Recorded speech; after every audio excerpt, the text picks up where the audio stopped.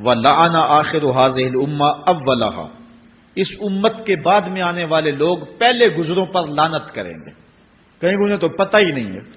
پاکستان کے اندر باقاعدہ آرٹیکل چھپے اخبارات میں کہ محمد بن قاسم جو ہے وہ ڈاکو تھا، سلطان محمود غزنوی لٹیرا تھا، یہ مضامین شائع ہوئے۔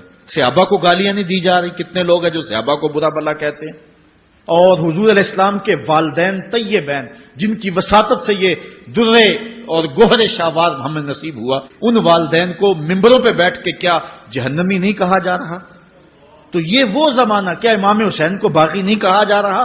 پہلے لوگ اندر داخل ہو کے کرتے تھے اور کتابچے چھاپتے تھے، اب آہستہ آہستہ ممبروں پہ بھی آ گئے اور یہ بات کہی جانے لگی ہے۔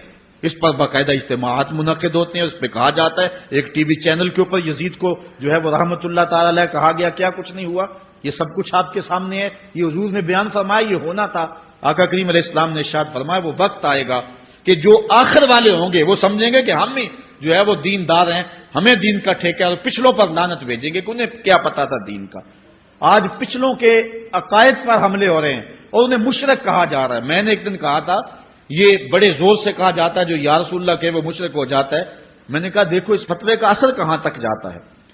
حضور علیہ السلام کے سارے صحابی آقا کریم علیہ السلام کی موجودگی کے اندر بھی، اور پھر دیکھیے مسلمہ کذاب کے مقابلے میں جو جنگ لڑی گئی، اس جنگ کے اندر حضرت خالد بن ولید نے لکھا کہ کافر بھی اللہ اکبر کا نعرہ لگاتے ہیں، ہم بھی اللہ اکبر کا نعرہ لگاتے ہیں، فرق ہی نہیں معلوم ہوتا اپنا کون سا ہے اور بیگانہ کون سا ہے۔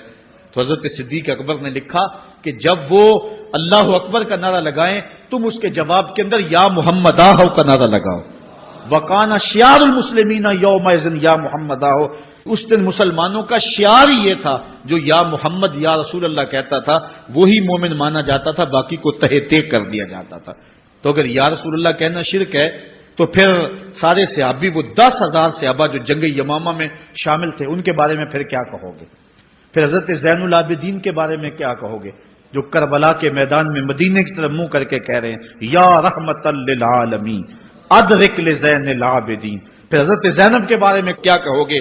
یا محمد آہو یا محمد آہو ھذا حسین مزمل بالدماء، جو کربلا میں کھڑا ہو کے کہہ رہی ہیں اے میرے نانا حضور، اے محمد عربی، آپ کے حسین کو دیکھو خون میں نہا گیا ہوا ہے۔ تو پھر کیا یہ فتویٰ تمہارا کہاں تک پہنچے گا؟ نہ صحابہ بچیں گے، نہ اہل بیت بچیں گے، اور نہ اولیاء امت بچیں گے، جنہوں نے کہا تھا یا رسول اللہ انظر حالنا یا حبیب اللہ اسمع قالنا۔ تو یہ قیامت کی نشانیاں ہیں کہ اگلے جو ہیں وہ پچھلوں پر لعنتیں بھیجیں گے، ان کو برا بلا کہیں گے، صحابہ کو گالیاں، اہل بیت کو گالیاں، نواسب میں کیا کچھ نہیں کیا ہے۔ اور آج بھی جو دنیا کے اوپر ناسبی ہیں وہ اہل بیت کے بارے میں کیا کیا زبان استعمال نہیں کرتے، حضور کے والدین کے بارے کیا کچھ نہیں کہا جاتا۔ تو یہ سب کچھ ہونے والا ہے جو حضور علیہ السلام نے بیان کیا، کچھ ہو رہا ہے اور کچھ تم دیکھو گے اپنی آنکھوں کے سامنے۔